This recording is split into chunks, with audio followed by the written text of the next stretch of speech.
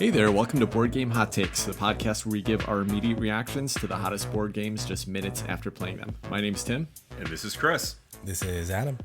And today we're going to give our hot take review of the game we just finished playing, Wayfarers of the South Tigris. But before we do, I got some poll results to go over with you. Posted a poll on Twitter tonight. I said, do you prefer when a game includes a central board, even when it's not strictly necessary, like Parks, for example, where it's just a place to put cards? Or would you rather just put the components on the table, like Splendor? Do you guys have it? Did either of you guys answer that? I did answer this. I like it when it has a center board to kind of keep everything organized. So from play to play to play, you're going to know right where to look, right where all the components are going to be, right where the resources are going to be. It's not going to be some guy. Like you go to Tim's house, he's going to have some random setup with some pieces in some little cup or some little weird beholder. So you don't know what's going on. So I do prefer a center board that keeps everything organized and standardized from play to play to play.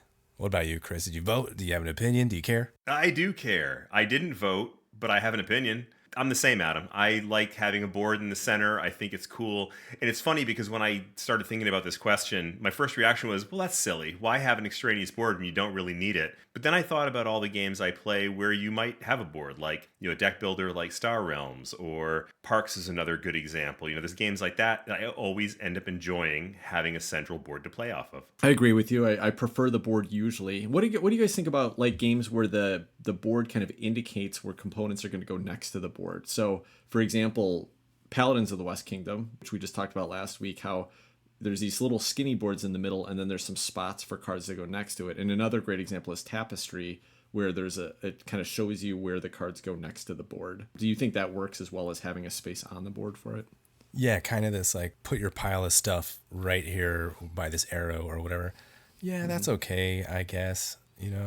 I guess I'm indifferent. Do I need to have an opinion about that? I'm indifferent. I don't know. Yeah, I'm with Adam on that one. I'm doing a lot of agreeing with Adam tonight. Wow, that's crazy. Yeah, I think that's okay too. To me, it kind of feels like having a board there. The reason I thought about this question, I was looking at a picture of Corrosion. Have you guys seen this game? I think it's a Capstone Games published. I've heard of it. Sounds interesting. Yeah. But there isn't a central board. Everyone has a big player board, but then there's this big market of things you can buy, and it's just like tons and tons of piles out in the middle of the board. And that really bugged me. Like, that needs a little board out there to just set that stuff up on and feel like it's centralized and it's not just a bunch of random stuff out there. So I generally would definitely prefer a board. Not always, but usually. Let me say this, Tim. We were playing Anachrony. We had the tray set up with all the components, all the resources right in the middle of both of us, super accessible. It was fantastic. You could just have those in piles and cups or little holders or whatever, but the fact that they were right in there, super organized, we knew right where the bank was, right where to put them back in, right where to grab them from. It sped up play, made it more efficient. We knew right where to go for everything. So it's just cleaner, more organized in my mind, and I appreciate that when I'm trying to think about all this other stuff that actually matters rather than where am I going to put this little purple cube? Where am I going to put this green cube? Where are the green cubes at? How do I find this stuff? I don't want to be thinking about that. I want to be thinking about the game and how to win. Yeah, that's a great example. I mean, like, can you imagine? I never played Anachrony without the trays, the resource trays, but if you just had all those in baggies and had to dump like 20 different types of components out on the next to the board before you start, that's annoying. I really like what Lost Ruins of Arnak did, where they gave a little sideboard that you could put just underneath the main board, or you can put it to the side if you don't have the space for it, and it just has a spot for each of the resources and the cards and the monster piles you put out there. Totally unnecessary. I love it, though. It really makes me happy when those types of things are there. Generally, the people that responded on Twitter agree with us. 75% said they like a board, but 25% of people don't want a board if it's not necessary. But some interesting comments here. So Brian Chandler said he wasn't purposely being difficult this time, but he did say it depends. Some situations where the boards seem wasteful, others where I wish I had one. I've got a great example of this. So I talked recently about It's a Wonderful Kingdom. And this is basically just a I cut, you choose game. So you've got a hand of cards, and then there's two piles that you're putting cards to. And if you got the Kickstarter version, there's this big, huge board with all this artwork on it, just to have like two spots to put cards. Really completely unnecessary. It was a nice production, but really unnecessary. Waste of money, waste of resources. So that's kind of an unusual situation. Cardboard Time said, I really prefer a central board. It provides a framework for the game and tends to make setup a bit cleaner. I agree with that. Kind of like what we said, but this was my favorite comment. Seth Gonzalez said, I like a board. It's kind of like the rug from the Big Lebowski. It really ties the room together. Perfect. Sometimes you just don't want a bunch of random stuff here. You gotta tie that room together. One last comment I want to mention. Zoe Allred said, I personally like as few components as necessary. Makes the game more portable, hopefully cheaper, and sometimes more accessible for folks with limited table space. Think of like Star Realms, for example, where right now if I want to bring Star Realms to a pub, it's a little box of cards. You add a board to that, all of a sudden I've got a much bigger box. It doesn't fit in my pocket.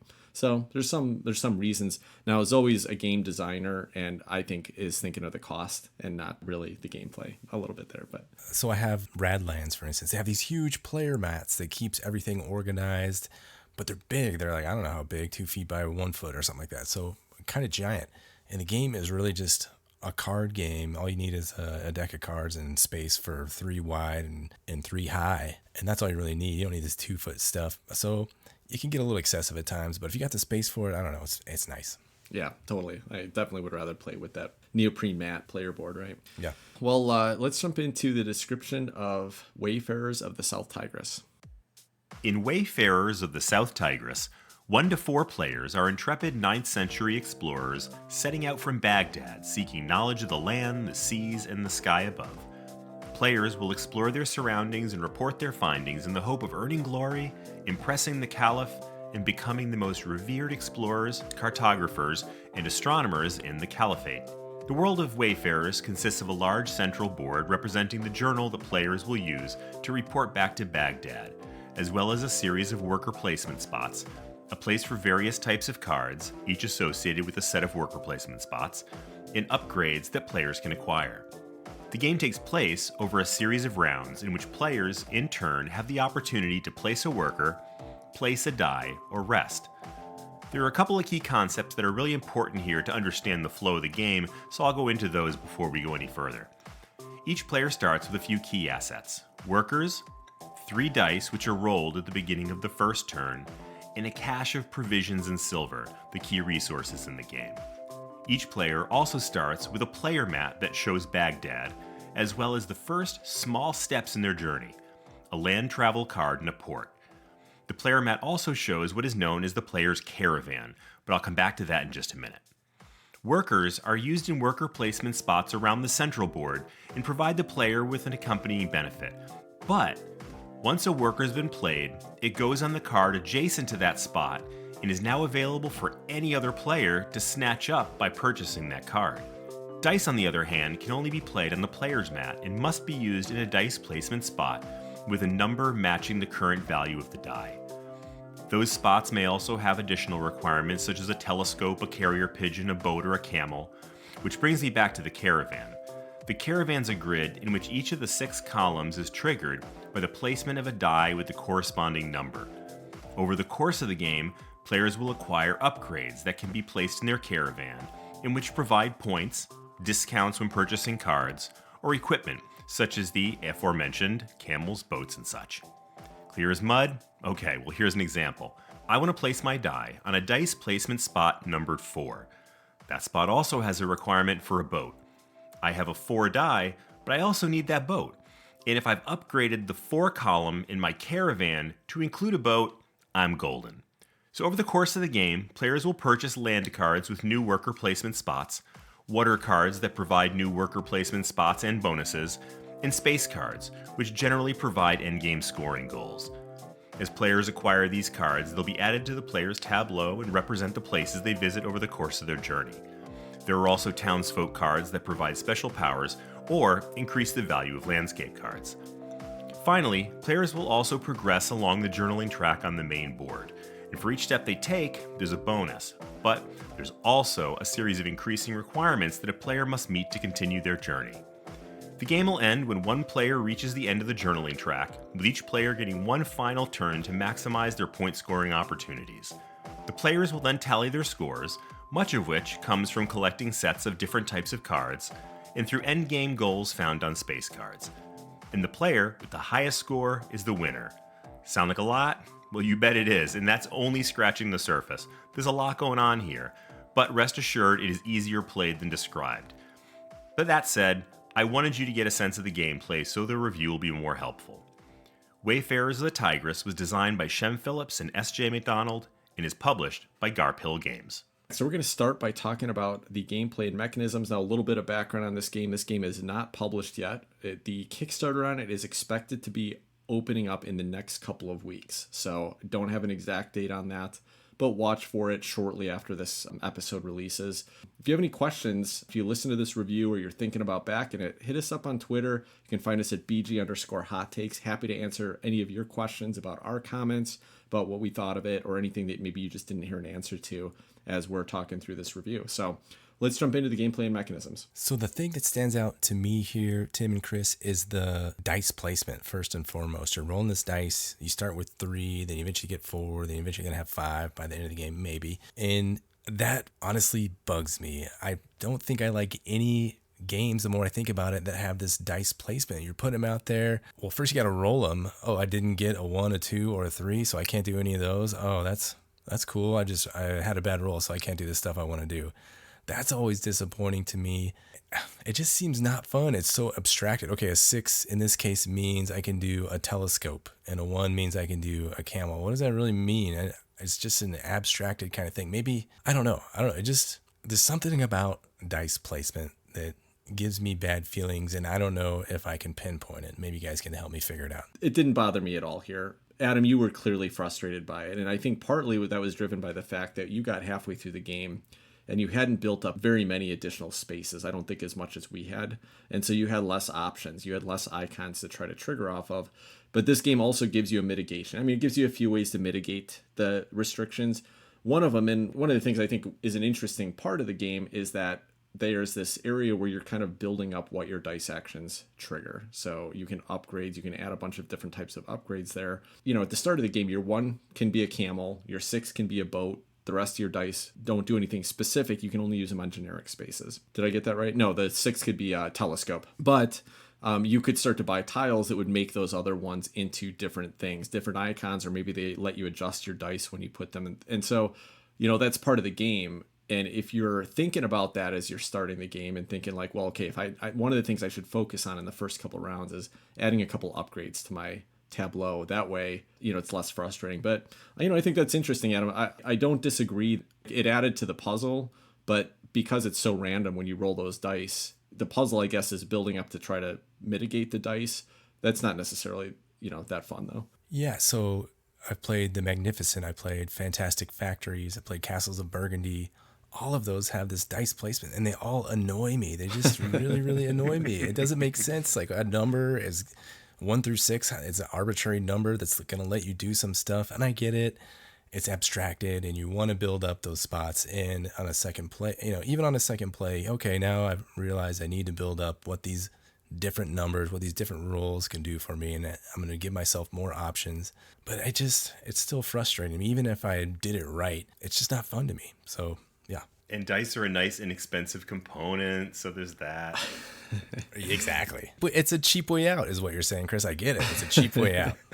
Just to set the framework, though, there are a bunch of other mitigation mechanisms aside from upgrading your player board. There's the one guild you can have influence in that lets you just discard 1 and adjust 2 of your dice up or down, or adjust 1 dice up or down twice. There was several work replacement spaces that would let you take a dice back and re-roll it. So, listen, I get it. It can be frustrating, but there was a lot of ways to work around it. So sprinkled in here, you touched on it, Tim, is this little bit of worker placement.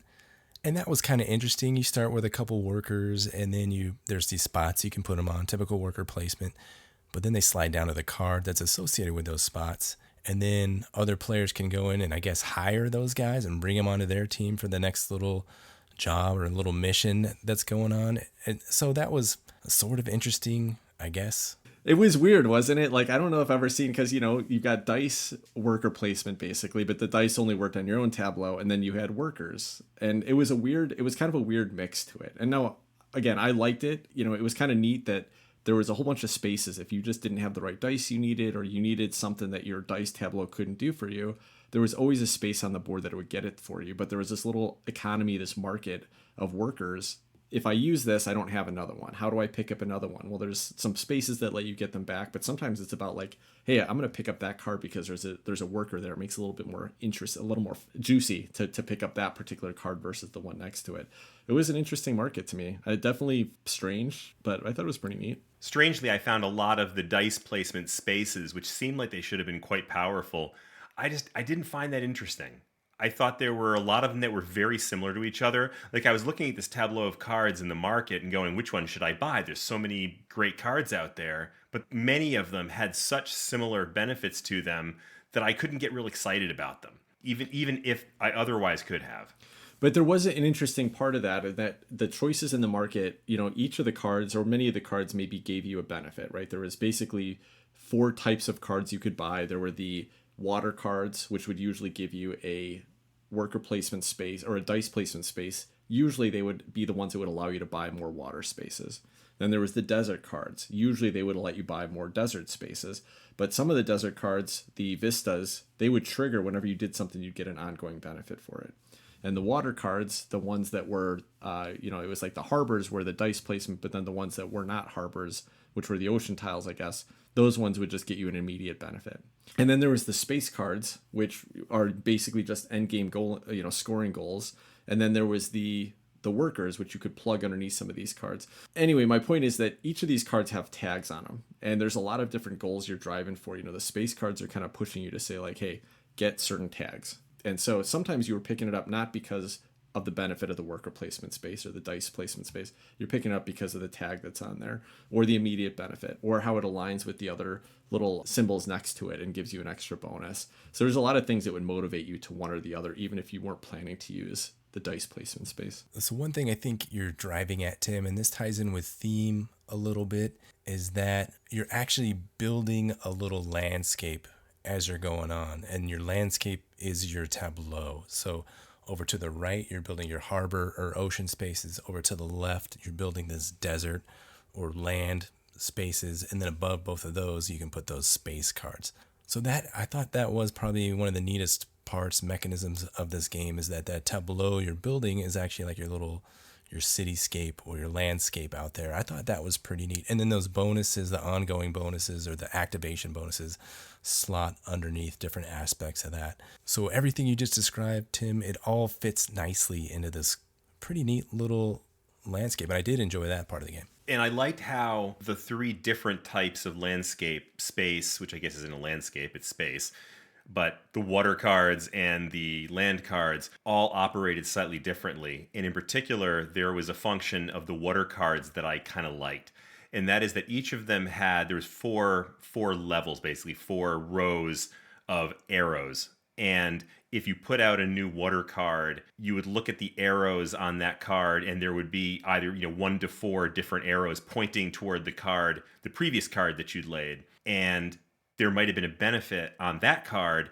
And so you got to match up the arrows from the new card with the benefits on the old card. And it would create these opportunities for you to score these little bonuses or not. I mean, you might have had a card that you picked because you really needed it for one reason or another, but it didn't get you any bonuses. But if you get those bonuses, that felt really good. And actually reminded me I was trying to think of another game that had done something similar to that. And it is actually very similar to the combat mechanism in Tainted Grail, which is a very different scenario, but a very similar concept where matching up these arrows allows you to move forward and do different things. I love that, and there's no way I will ever buy a card that doesn't match up to one of those arrows and gives me a bonus.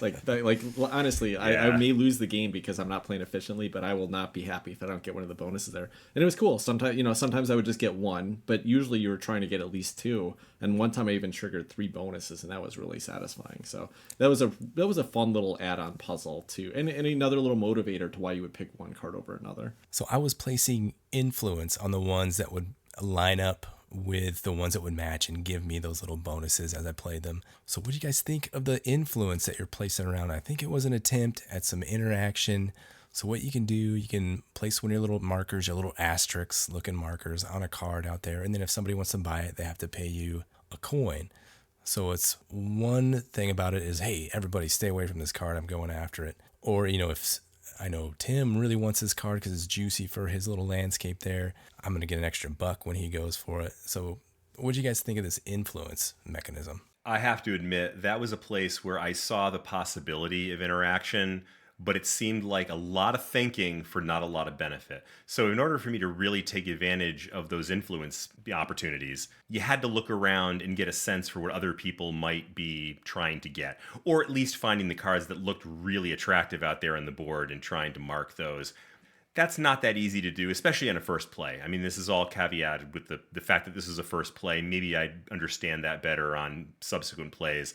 And it was also made more difficult by the fact that we were doing this on Tabletop Simulator. So if I was able to look around the board more easily and see what other people were doing, what they might need, that may have been a more effective thing. But as it was, I felt like I would have had to put a lot of effort into figuring out really strategically where to place those influence tokens. And ultimately, what would it have gotten me? $1 or a provision? Just doesn't seem like that big of a payoff to me. Yeah, it was interesting. I kind of agree with you. I was starting to feel by the end of the game that I was getting a picture for what you guys were going for, what was more valuable to you. And I get paid like the last 4 turns or so every time when you guys took a turn. You're like, oh, Tim, have a dollar, have a provision. It saved me a whole action to get more stuff so that I could buy kind of my last round of cards. So it did start to pay off. Like Adam, for example, he had this one card that would trigger, this Vista card that would trigger if he bought a planet, the sun, or the moon. And he was waiting for them the whole game. And it came down to the last round where one of those planet cards came up. That's a perfect time to drop an influence out there. There was a couple space cards that were going to trigger, they were going to give you points for having buildings. Now, you guys didn't seem to care about that too much, but I had 5 building icons in my city. So I really did care about it. And I was putting influence on those to make sure you guys didn't just take it because it just was the cheapest one or whatever. And it worked. So I think there is an opportunity for interaction. I think the downfall, Chris, like you said, is just that the benefit is so minimal. It's just one more little piece. Is it worth it for a whole mechanism set built around that? Now, one of the things that I think adds it a little, a little of interest there is that those cards out in the tableau, and this is kind of unique for this game, is that the cards out in the tableau are not just things you're going to buy, but they're things that you're interacting with because your workers actually go on those spaces to trigger the worker placement spaces above them. And so if you have an influence out there, you're going to get the coin or whatever if somebody places a worker there, if they buy the card, or even if they pick up a worker that's on one of those spaces. So it does have a decent amount of opportunity for interaction, but I think it was probably the hardest thing for us to track on a first play and get the benefit of. Does it pay off? I don't know. I think it's something I'm interested in exploring more, but I can see where your concerns are there. I want to talk about the rest action, basically, or there's a couple ways you could trigger it, but in the middle of the board is this whole kind of series of tracks. Kind of feels like Lost Ruins of Arnak temple track, but basically if you go to one direction, and in between each of these spaces was a restriction you had to meet. Like early in the game, it might be like you have to have 1 Vista icon. So if you want to move to this one space, you got to get a Vista. But by the end, it's getting pretty hard. You got to have, 6 citizen cards, or you've got to have 3 black influence or whatever. I thought that was another fun piece of the puzzle here, to be honest. Like this game to me really felt so much like what I love about Ark Nova. And that is that there is a lot of little mini puzzles. You're trying to figure out how to kind of get the actions you can take, but you're also trying to figure out how to benefit off the scoring decisions you've made.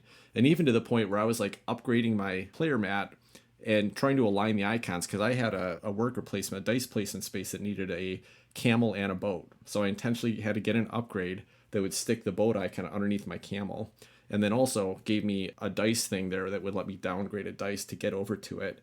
If I got a 2 or 3, I could still activate that same space. To me, that was a blast. It was fun having to set up the whole solution in order to then get to activate that thing that I was going to do later. To me, everything you just said in that last blurb was kind of what felt awful about the game. There was just too much going on. There were a lot of junk going on. We didn't even talk about this little build up your die, what your dice can do. And you said you put a camel under a telescope, or a hawk under a camel under a telescope, so that every time you activated a number 2 dice, it would count towards a hawk, a camel. So that's just one piece of the puzzle. It was a lot for me on a first play. I'll just say that. You seem like you picked it up very well. I can see that your brain latches onto these kind of games. For me, it's very tough on a first play to grab a hold of this. Along with that is the resting part that you talked about, which reminds me a lot of that track in Lost Ruins of Arnak.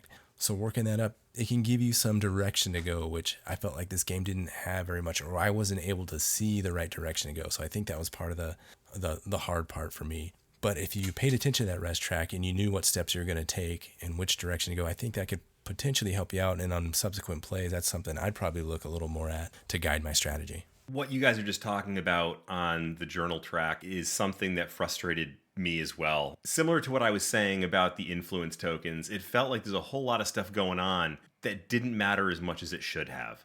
So the journaling, I mean, that's the center board of this whole thing. That's where you're trying to go from one end to the other, but you're actually not really trying to go from one end to the other because that doesn't necessarily get you the win. In Lost Ruins of Arnak, you pretty much guarantee yourself, a pretty strong game if you're able to get all the way to the top of that research track, because that's where the big points are.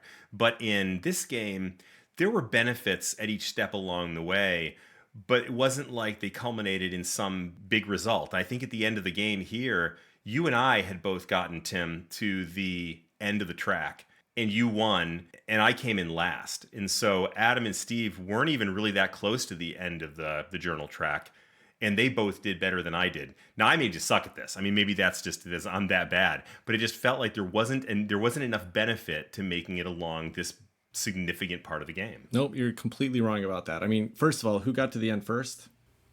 Drawing a blank. Nobody wants to answer that? Come on, guys. And who won the game? Yeah, but I mean, I made it to the end, and it didn't benefit me that much. That doesn't need to be the only goal, but there's a couple things. One is that there are some pretty significant benefits as you're moving up. So getting up faster in the game, it got you the green workers first. It got you the first shot at the pink tiles, which is the only way you could get them, and there's only one of each in the game.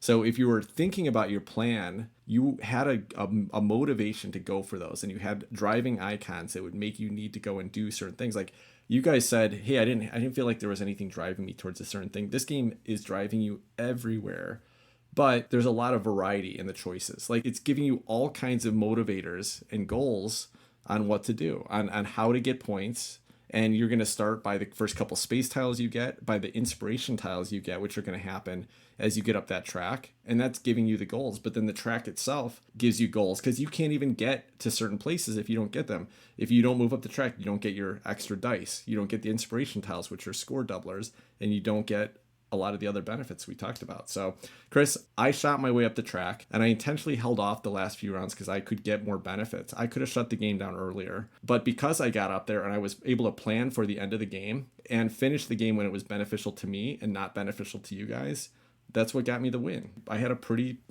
solid win on this one. So I don't think I think you're missing a pretty big point there. No, nope, wrong answer on that one, dude. And you just made my point for me.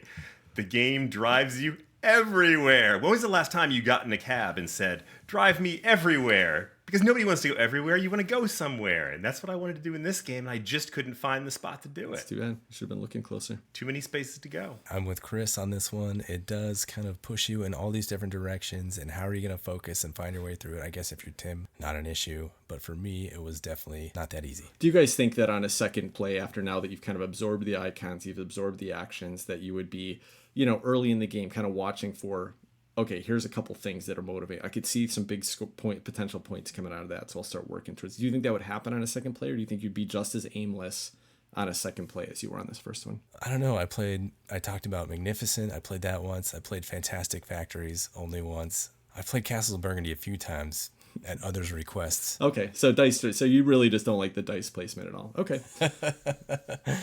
No, to answer your question, Tim, I would have a better direction. Yeah, I would have a better direction. Would I have more enjoyment?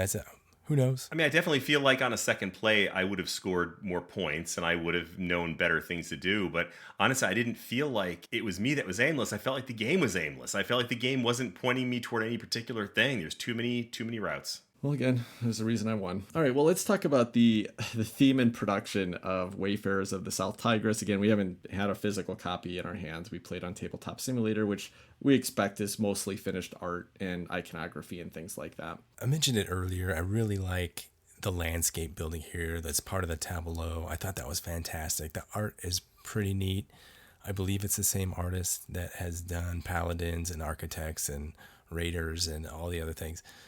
But you get to see some of his landscape work, which is kind of absent in a lot of those other games. So I enjoyed the cards and the way they connect. So they create these little scenes. The horizon line connects between all these cards, and then it leaves room above for those space cards. And you get a nice nighttime landscape of what's going on. So that part of it, I really, really enjoyed. I agree with Adam. The art was a lot of fun. I enjoyed that. The landscapes were nice. The characters had a ton of character. I mean, they were very cartoonish. So if you don't like cartoonish type art, then this may not be the game for you. But I actually found it pretty charming. I enjoyed that. The one thing I didn't like, and this is true of a lot of games, even some games that I really enjoy, is I dislike it when you've got this giant tableau of cards sitting out in front of you where, one sneeze or a swish of the arm and you're going to blow everything to the wind. And in this one, looking at it on Tabletop Simulator, it's like 10 cards across and 3 cards deep. And I know this isn't, this is a production thing. This is not about gameplay, so they're really separate from each other. But I get frustrated, especially when there's tucking involved too, trying to get all these cards in just the right place and keeping them in the right place and not having them flopping all over the place. And it's the same frustration I have with games like Terraforming Mars, anyone where you're doing a lot of, laying a whole bunch of cards down. So it looked nice. I wish there was some better way to organize the cards. I mean, that's a tall order. I mean, a lot of games have the same problem, so I'm not sure what the solution is, but that I found a little frustrating. Listen, I think it's an amazing part of the table presence here. And I enjoyed, we got done with our game and I said, let's take a look at our landscapes. And it was cool to see how each of us had kind of explored in different directions and seen different parts of the world. And we traveled different oceans and we saw different things through our telescopes, different space out there.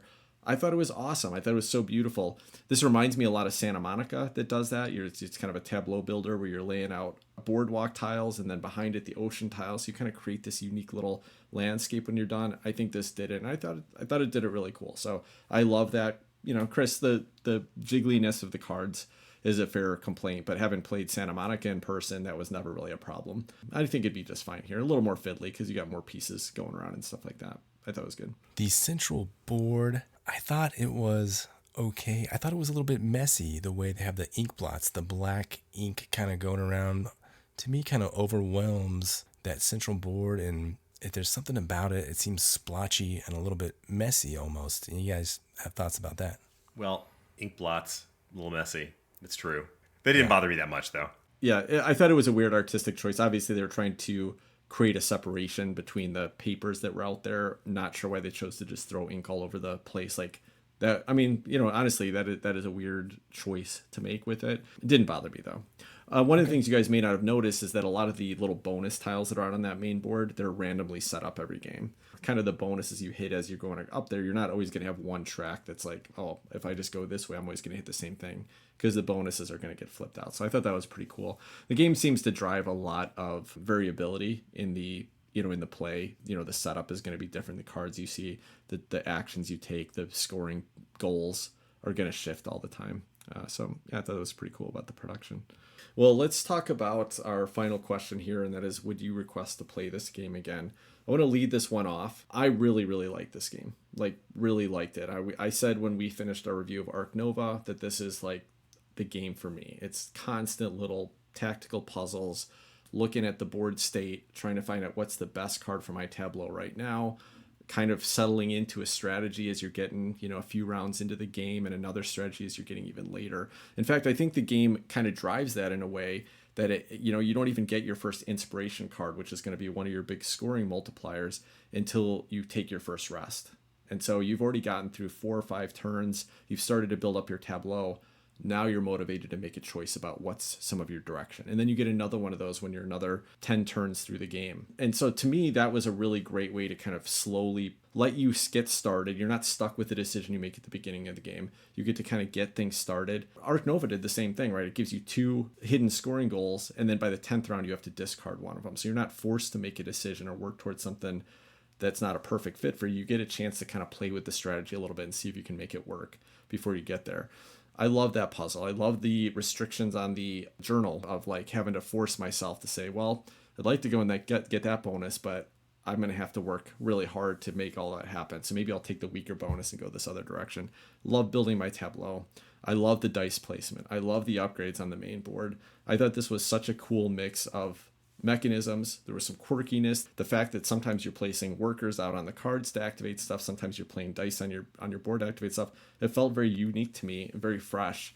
Unlike Ark Nova, which I liked a lot and gave me some of the same feels, it didn't feel like it was reusing a bunch of mechanisms and just putting them into the same game. It felt like they really explored some space here that I haven't seen done before, and I liked it, and I enjoyed it. For me, this game suffered from a few things. It was the first play for all of us and it was 4 of us. So 4 first-time players, and I added to that significantly. I'm fumbling around, not sure what to do, how to get started, where to go, and that sped up a little bit, after the first third of the game, but there were still points that last round, even the last 10, 15 minutes of the game, where turns were taken a long time, and by the end of it, I was ready just to be done. I do think, though, that I missed a lot of things on a first play, and I know there's a lot more there to explore and a lot more things. I didn't get that clicky feeling. Nothing. It never came together. I never had that, oh, I get it. This is what's going on in this game. That never happened for me. So because of that, I would like to play the game again and give it a second chance. But I'm not, salivating. I don't want to go grab it right now. But I would give it a second chance. So that's kind of where I sit with this game at the moment. One question on the pacing there. We got this knocked out. I felt like it went pretty quickly. I mean, we probably finished at a 4-player first play of in like 2.5 hours, something like that. And this is a game that's driven by the players deciding when the game's going to end. So I would assume, and Arc Nova does the same thing, but I would assume that just like that game, as you get a little bit more efficient at it, you may drive the end. The end game may be driven a little bit faster. So you felt it overstayed its welcome, but as a mid-weight strategy game, it felt like a pretty brisk overall experience to me. You didn't think that? I thought we were pushing 3 hours. I don't know. Looking at the time right now, we're at 37 minutes into the recording. It's 11:12 right now. I thought we were done maybe 10:15 or something like that. I don't know. Yeah. Okay. But it didn't feel drastically different than most of the time when we sit down to play a 4-player game on Tabletop Simulator or something like that, right? Yeah, that's fair enough. But for some reason, it just felt a little draggy to me for the impact of the moves. We'd spend 2 minutes figuring out where to put one little thing, and we get to put an influence token on a couple of these little palaces. Well, I can say, Adam, I was watching your turns, and half the time you're like, well, crap, I can't do anything. I guess I'll get 2 provisions, right? Like, most of our turns were pretty dramatic, pretty drastic. You got to build your tableau, add a card, and you're like, I guess I'll get 2 coins. There's a difference, right? My turn would be done too. Like after my one turn, I'd already know what I was going to do. And then I don't know. So I was just waiting for everybody. And then you taking your turn over there, like, oh, I'm going to do this and build this. And I get this bonus and this bonus and this bonus. And there's no interaction. I'm sitting there like, there's just, okay, I get to watch Tim do a bunch of stuff. That's good for Tim. I'm glad he's having a great time kicking our asses at this game. And me, I'll put my dice here and get 2 coins. So that's how I felt this majority of this game. I'm going to agree with Adam again. About 2/3 of the way through this game, I was kind of wanting to push it toward the end just to make it end. And part of that, I will say in fairness to the game, is that there were some strategic choices I made at the beginning of the game that were probably not good, probably first time dumb mistakes.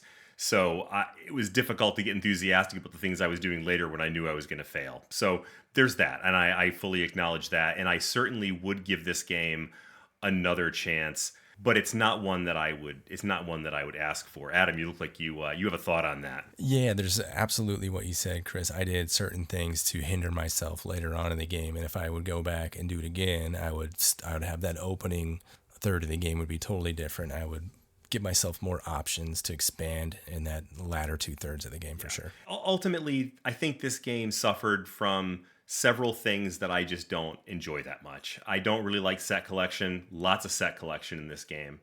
I don't like the fiddly card tableau thing, which we talked about already. That's not my favorite. I don't like games where there's a million different directions you can go without serving a central goal. And there are plenty of games out there that there's a lot of things you can do, but that at the same time serve a central goal. And a perfect example of that is A Feast for Odin. There's it feels like there's 60 different worker placement spots you can use there, and everyone does something totally different.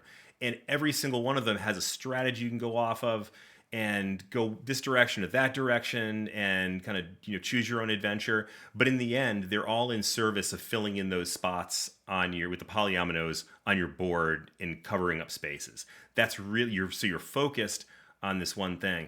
This one, I just felt like there was so many different things that you could focus on that it sort of lost direction for me, and the individual decisions ended up not feeling that exciting. I can't believe that you just compared this to A Feast for Odin and said that this had less direction than A Feast for Odin did. Feast for Odin has so much direction because every time you're getting a polyomino, the reason for that is because you have a space that you want to put it on your board. There's a very focused way of of interacting with the game. And I didn't feel like that was the same with this game. All right, fair enough. I didn't answer the question, which was, would I request to play it again? I really did love the game. I will be requesting to play it again. Probably won't request you guys play it because you didn't seem to have that much fun with it. But this is coming up on Kickstarter in a couple of weeks. I may not back it on Kickstarter because you don't have to. They'll have it up for resale, retail. And Garphill Games always has, really reasonable prices. This will probably be like a $40, box experience. And I can't wait to play it more. So I'll be picking it up for sure. It seems like it could be a really fun solo game. It seems like it's another game that I'd love to play with other people again in the future. So this for me was a huge hit. A big win probably since Ark Nova, probably, the biggest game that was a surprise and just kind of came out of nowhere to provide the kind of puzzle experience that I want in a strategy board game. So I'm excited about it. I'm glad you enjoyed it. No, I'm glad you enjoyed it, Tim. As much as Chris and I are kind of have a little bit of disdain or unpleasant feelings about it, I'm really glad that you found another game that suits you. It's always fun to watch you get pumped up about these games, getting these combos, and I just scratch my head and go, here goes Tim whooping our butts. Especially when there's a Kickstarter involved. Especially when there's Kickstarter involved. We know Tim loves Kickstarters. We're happy if you're happy, Tim. All right, well, let's we'll be talking about some other games we've had on our table. Chris is going to share a Wayfarers themed cocktail, and then we'll talk about some other games we've had in mind right after this.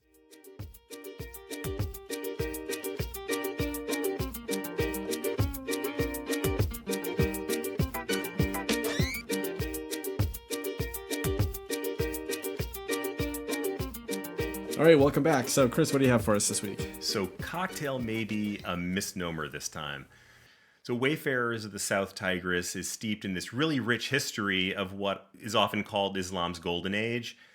And given that historic backdrop, presenting you guys with an alcoholic cocktail didn't really seem in keeping with the spirit of the game. So, I did want to find something that was fun and interesting and relevant, but that was also respectful of any Muslim listeners that we might have. So what I came up with, though, it gives me this pure joy, and it's Arabic coffee. Many of us are a lot more familiar with this drink under the name Turkish coffee, but in reality, the drink's enjoyed throughout the Middle East with a multitude of regional variations. And, a lot of us think that coffee is this very tropical drink, much of the world's supply of beans coming from South America, but actually, coffee originally came to us from Yemen. Sufi mystics there, you would use it as a means to concentrate their minds as they chanted. So, needless to say, it migrated from there and the rest is history. In fact, the English words coffee and cafe both originate from the Arabic word kahwa.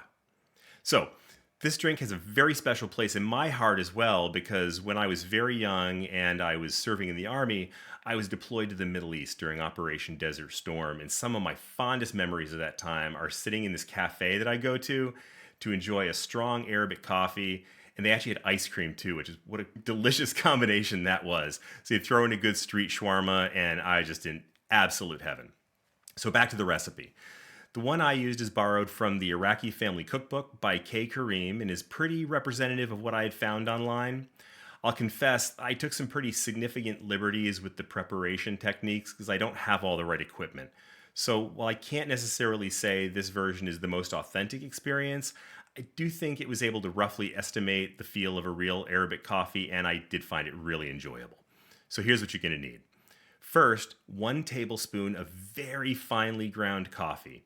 Ideally, you can find some real Arabic ground coffee at specialty markets or online, but for my experimentation purposes, I used regular ground coffee. Second, a teaspoon of sugar, or more if you have a sweet tooth like I do. You can basically use as much sugar as you want. And finally, a pinch of ground cardamom, and this is the local twist.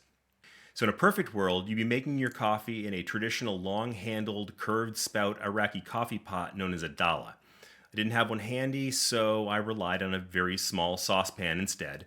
You bring your water to a boil over a medium heat, remove your pot from the heat, and add the coffee, sugar, and cardamom directly to the water.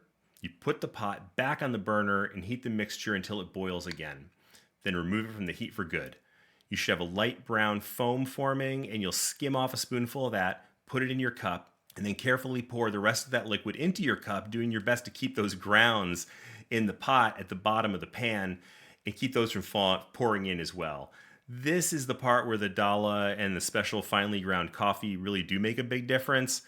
If you don't do that, do your best and use a strainer if need be. Again, there's a right way to do this, and there's the way I did it. The way I did it was okay, not ideal. But anyway, what you should have now is this rich, sweet, delicious caffeine bomb. I had one this morning, and it literally had me bouncing off the walls until lunchtime in the best way. Needless to say, this is a drink that is better served when day gaming, for sure. Chris, you're making my mouth water talking about this ground coffee, Turkish coffee. I imagine these long-armed, long-stemmed, the little spout over some hot coals. I think I've seen that before. And then they pour this out. You're drinking it. You get to this sludgy stuff at the bottom. Are you supposed to drink it? Are you not supposed to? I go ahead and drink it. I don't know what the rules are. And you're right. It's freaking delicious, and it has you bouncing off the walls for hours. I have fond memories of this same drink. What a great drink, Chris. Thanks for bringing this up and bringing back those memories for me. Yeah, absolutely great. And I expect, Chris, when we're in Portland, you're going to be making some of this for us on Saturday morning. Looking forward to it. By then, I'll actually have a dollar. All right, very cool. So let's jump into some games that have been on our table this week. So I'm going to talk about a dice worker placement game.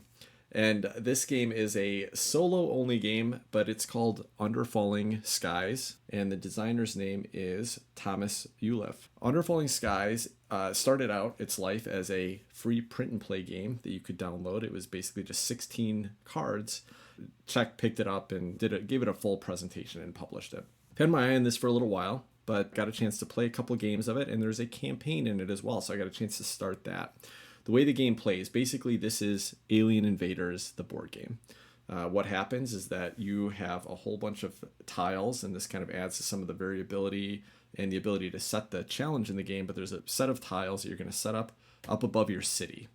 Now, the starting city is Roswell, New Mexico, and it doesn't have any abilities or anything like that, so it's just a little city board. And then down below the city board is your underground base. At the beginning of the game, you have a few spaces that are visible underneath that base that you can place dice there and activate. And you've got a little digging machine. And so one of the actions you can take is potentially to dig deeper in the space and expose more worker placement spaces. But up above Roswell is you've got a whole bunch of space tiles, and they're covered with a whole bunch of icons on them. So what's going to happen is all the way at the top of the board, there's this big mothership, this big cardboard tile that represents this mothership.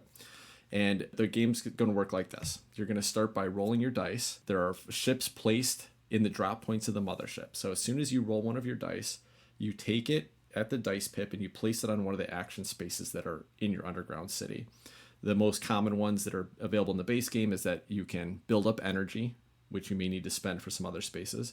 You can do an attack on any ships that are on an icon up in the space that have an explosion icon on it. Or you could dig further. So you can put your dice, the number of pips away from the current digger, further underground, and move things around. But there's a cool little puzzle here in that you can only use one dice in each column. So you basically have 5 dice, 5 columns. There's another little puzzle in that 2 of the dice are white, the other 3 are gray. Whenever you use one of the white dice, you have to re-roll all the other dice that are available. So you have to make sure that you're using them in the right order so that you don't re-roll dice that you really want to use, take advantage of. But it does give you a little mitigation. If you don't get a dice roll you like, then you can re-roll it. Depending on the pip number on the dice, that's how strong the effect's going to be. So up in the sky, a bunch of the icons that the ships might move down on are going to be explosion icons, but they might have a number between 2 and 6 on it. So if you roll a 5 on the attack space, it's going to blow up any ships that are on the explosion icons that have a 2 through 5, but it would not hit the 6s. But the other thing that happens is as soon as you place that dice, the ship in that column moves down.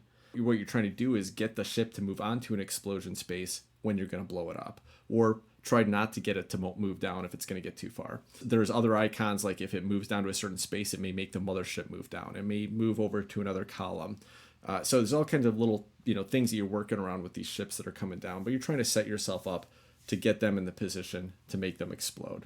Really fun puzzle here. After you do all your place all your dice workers and the ships move down, take them off one at a time and you activate them. That's when you get your energy. You may spend energy to blow up ships. You may spend energy to get a robot. That's another dice that you can set in a space permanently. So a lot of little fun things that are going there. And then after that happens and the mothership moves down one space, And next to the mothership icon, all the way down this board, is a whole bunch of negative effects that she's going to trigger every time that happens. And then she's going to create new ships. If you blow up a ship, they're going to come back down again. So you just got this constant barrage of ships coming down that you're trying to get placed in the right space and get them, blow them up. If a ship gets all the way down to your city, you lose a health. You have like 8 health to start with. If you lose all your health, you die. If the mothership gets all the way down to your city, you die. Your whole goal here is there's a research track on the left-hand side of the board. One of the actions you can take with your dice placement in your city is to research. And so if you can move up enough spaces up this research track before one of those other 2 things happen, then you can win the game. I had a great time with my very first play of this, which is just that basic game that I just explained. But on top of that, they added this whole huge 4-story campaign in the box. Basically what it is it's this little wrapped package as one campaign, and a campaign is supposed to play out over about 10 games. But they have this little setup where, and I'm not going to spoil anything here, and I haven't gotten that far. I'm only in the first campaign so far. But you start by picking out a random city, and then you pick out a random hero. So there's going to be 4 heroes in the first campaign, 4 cities to choose, and 4 events. You're going to pick a hero and a city, and those get removed. You don't ever see them. You'll never get to play them. It's like that city blew up already. So it's there for variability in a future campaign. Then you get to play with the hero, which has a one-time ability in that game. You'll flip it over and use its effect once per game. And then you'll play with the city, and each city has a little bit of a different effect on it. But depending on how strong the effect is, it will also give you more challenging underground city spaces to work with. There's a whole bunch of modular tiles that you do to set up your underground city. You play the campaign. There's a little campaign sheet. So if you play the game and you win it, you mark what level you won on. The level you win is based on how difficult you start the game with, but also some of the effects. Like if you use your hero, it flips it over and it takes away half a point on your difficulty level. So you'll get a score for that. If you lose it, cross it off. The hero dies. The city gets flipped over, and it has a stronger effect on the other side, but it's going to give you less points for it. And then if you win either time, then you go to the next step in that campaign, which is get another random city and another random hero. And that's about as far as I've gotten in the campaign so far, but it looks like a whole bunch of fun stuff to explore. I lost miserably on my first game of my first campaign, so I'm going to keep playing that. And then when you're done with all this campaign, you've got all these modular components, all these new cities that have different effects on them, all these different events that happen. The events make it more challenging to play against. Like the hero I had was a reporter, and you could flip her once over and do a 3-point research once per game, which can be really important if you're just trying to get past this 3 number on the research track to get up to a number you can hit or something like that. And then the event basically added this new orange ship in, so it basically made it like the mothership had 6 normal ships in there instead of 5. So just changes the challenge of it, changes the little puzzle every time you got to play. I've had a ton of fun with this game, and it takes me 2 minutes to set up, play for about 30-40 minutes to get through a game. A blast of a puzzle for me. Yeah, you answered my questions there, Tim. I was going to ask, what's the setup time? What's the admin like? How much of the time is spent managing the bad guys versus you getting to think and do fun stuff? Yeah, almost none of it is admin, because when you place a dice, you immediately just move their ship down. That's all that happens. And then at the end of the round, you move the mothership down and just take the negative effect she does. So it's super quick to run. It's a challenging puzzle. So when it's my turn, I might sit and think for 5 minutes trying to figure out which dice I want to place in which order and what dice do I place before I roll a white dice, place a white dice and re-roll the other ones. So it's a tricky puzzle, but a lot of fun. And a clear direction on what you should be doing. Yeah, much clearer direction. Yes. Yeah, this game looks so fun, and I love the fact that somebody made a dice placement board game version of Space Invaders. I mean, what could be better than that? It's cool. I'm digging it. To be honest, I had read about it. I kind of read the rules, and I was like, seems okay, but I heard great things about it.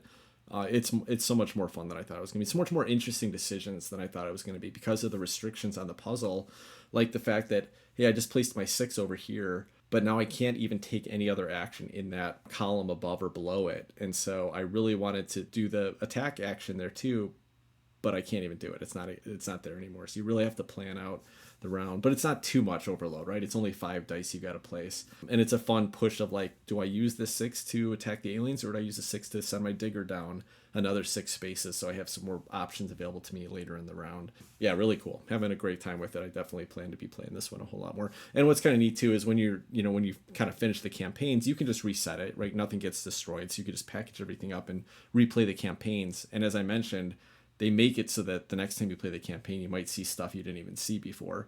But you can also just like then treat it all as modular components. You just have a ton of different cities you can play with. You can just set up a game with pick a city, pick a random hero, and then just see if you can beat it. So like this game has tons and tons of replayability and different things to see in here. So I think this is going to be one that sticks around for a while.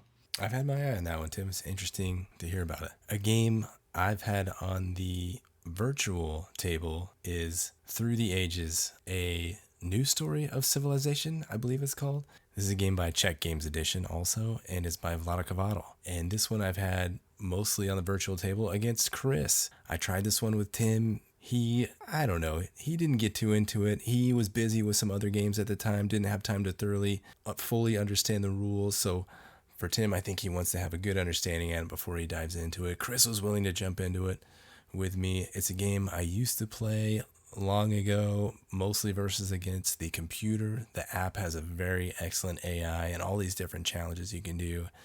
Now I'm playing against Chris, a real human being who can offer this. He's savage. He builds these giant armies and he's trying to attack me. He's trying to start wars all the time. And it's fun exploring the base game and the expansion with him, which are available on this glorious app. So if you don't know how the game plays, it's a civilization builder. There's a river of cards along the top. I believe 12 cards along the top. The first 4 or 5, maybe it's 15 cards along. The first 4 or 5 cost 1 white circle to pay for, and then they get more expensive as they go up. So the next set of 5 costs 2, and the next set costs 3. You're earning more and more. They call them civilization actions, and you can have military actions. So you're dividing those up and balancing your little civilization, whether it's science or theater, farming or iron production. You're trying to build those up so you can build more and more. You're building this engine, another tableau. You're upgrading stuff, all with the end goal of getting these harps. You're trying to get the most culture, which are represented here as harps. And so it's fun. It has a very epic kind of climax to the game. By the end, you feel super powerful. Ideally, you're creating all of this culture by the final round. You've got a strong army. You're hanging in there, and you play these big point scoring cards at the end of the game too. That'll give you between 10 and 20 points as they're revealed at the end of the game. What a great game. It's been fantastic to revisit this with Chris. I'm enjoying it tons and tons. How are you feeling about it, Chris? I've been having a great time with this. I mean, it is not a lightweight game. There's a lot of stuff going on here, pretty heavy rule set. But man, that app sure does a nice job of laying it out easily. I love the fact that you can so readily play out a bunch of turns and then go back and undo them and kind of keep redoing them and then finally decide which one works the best, and which did not work that well on BGA. Right. I mean, BGA is a great system, but the app just does this so nicely. And I've just had a great time with it. And I think what you really meant when you were talking about the savagery and stuff is that you finally got a human player who can confound you with all kinds of irrational choices and doing things that don't make any sense, but crazy like a fox.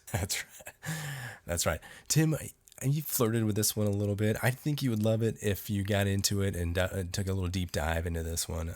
What are your thoughts on it? Yeah, I'm not sure you're wrong about that, but so far it's been extremely annoying to me. Like the abstractness of the resource management, and I don't know, like it feels too abstract, but I really don't even understand how some of that stuff works. Like, how do you get smiley faces and how do you get rid of blue cubes? And I just need to actually learn the game. And every time I played it, it's either been on the app after a brief tutorial or, like we jumped into BGA and I was like, maybe I'll pick this back up again because I played it 5 years ago, and I didn't at all. So right now I'm just annoyed by it, and I don't know if I want to put the time into actually learning how to play it properly and then get into it. But it does seem like there's so much variety in there and lots of cool effects that come up on the cards. And I think there's a cool game in there. One of these days, we talked last week about learning games and how sometimes they're fun to learn and sometimes they're not. And this is a game that doesn't feel fun for me to sit down and put the effort into because I didn't enjoy my experiences with it so far. But I think it is a better game.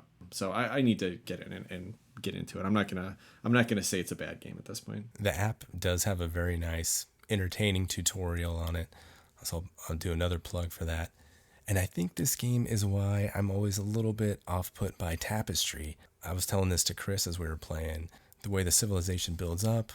And yeah, there's flaws with it too. You can have, for instance, Einstein leading an army of I don't know what they're called, the Viking warriors. Viking War. So some stuff that time-wise, chronologically, doesn't quite make sense. Well, it makes just as much, if not more sense than stuff in Tapestry. At least is in the right time order. You won't have the Stone Age happening after the invention of computers like could occur in Tapestry, for instance. So I think this game is one of the reasons why I'm always like, oh, Tapestry, here we go again.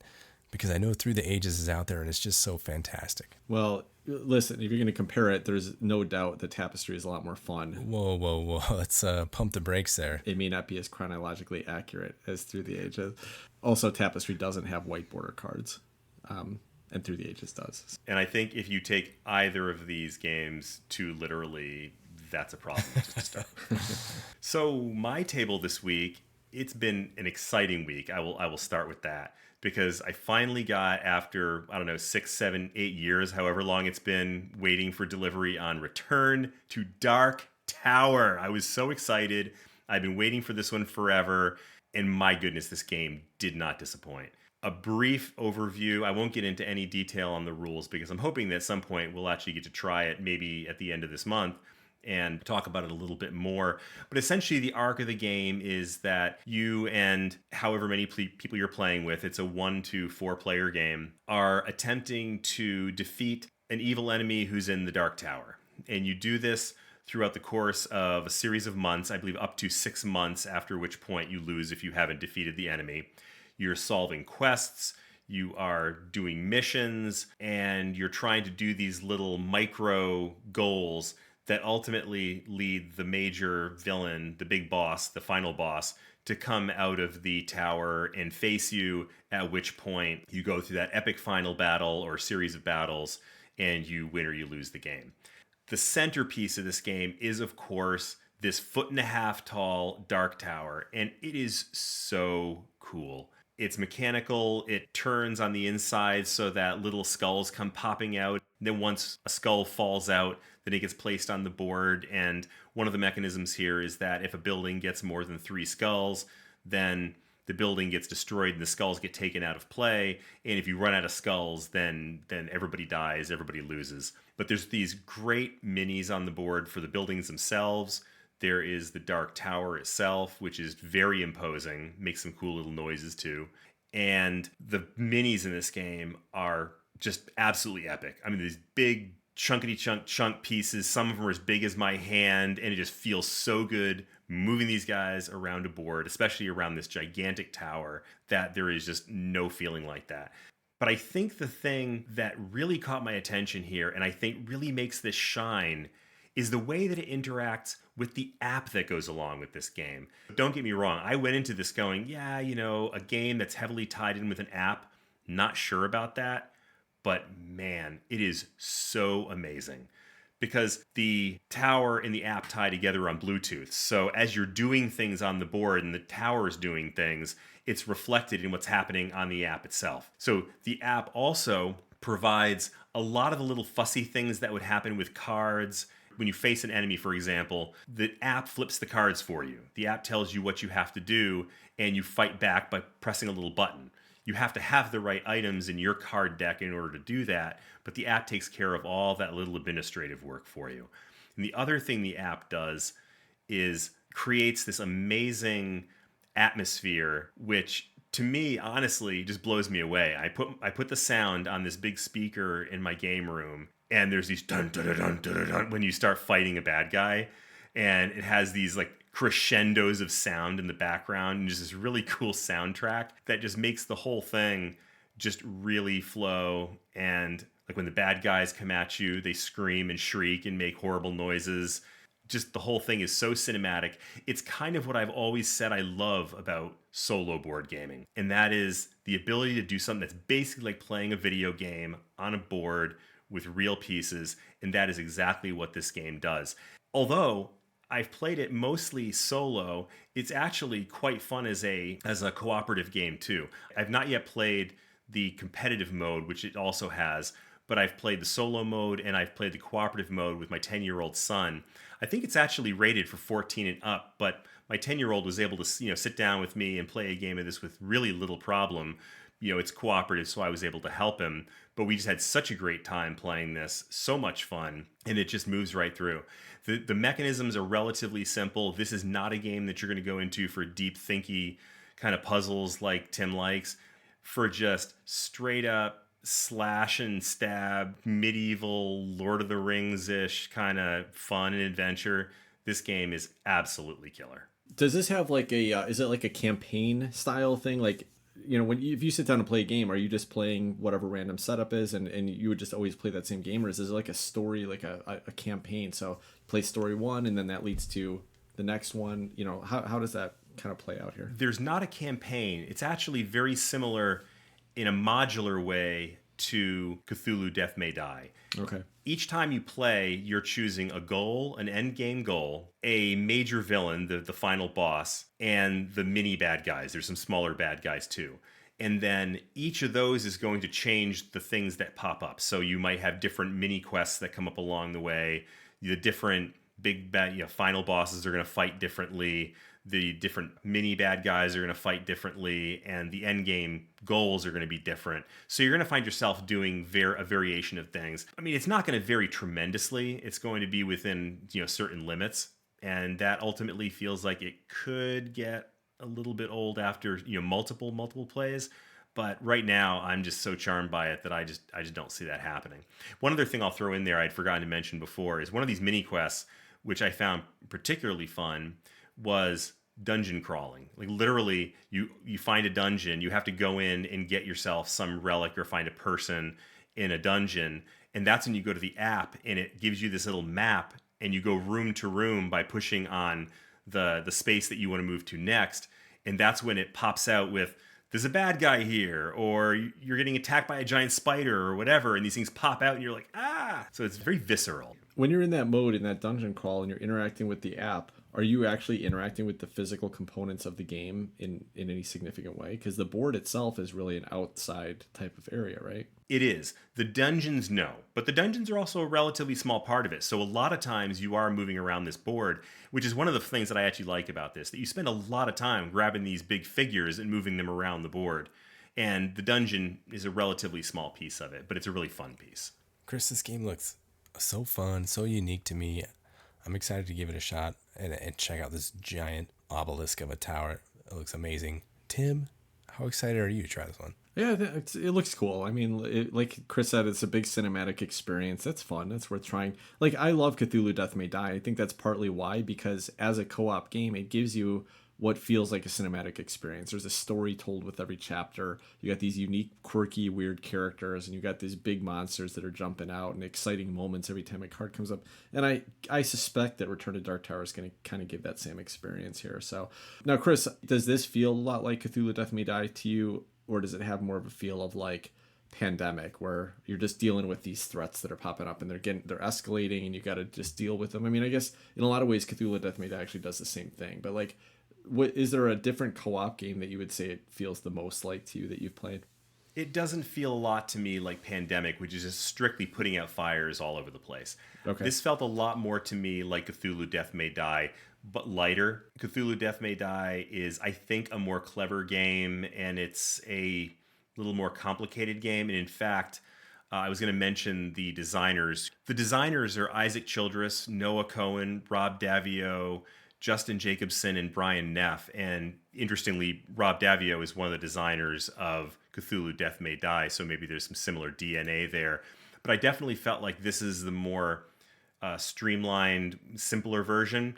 So I think that in some ways the gameplay is a little bit more rewarding in Death May Die, but I think this game in its toy factor makes up for that in a big way. So I think when we play it live, I think, Tim, that you will probably enjoy it as an experience, but it's not something you're going to want to go back to a bunch of times. Not enough thinky puzzles in there. Adam, I think you may like it more.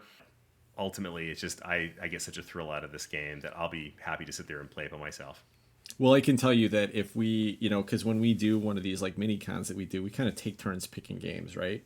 I can tell you that if somebody else didn't pick this before the weekend was over, I would definitely pick it because I want to experience this game Agreed. and try it out. So I'm looking forward to it for sure. Hope it's a lot of fun, but I bet it'll be fun just romping through this thing with you guys one time. We don't really ever do any co-ops together, so it'll be fun to dig into it just for that reason. For sure. All right, well, that will wrap up our episode of Board Game Hot Takes. If you would like to interact with us, you can find us on BG_Hot Takes on Twitter. That's where we're the most active. Also, if you enjoy the show, please rate and review us on Apple Podcasts. It'll help more people find us. Until next week, take care, everybody. Good night, all. Bye-bye.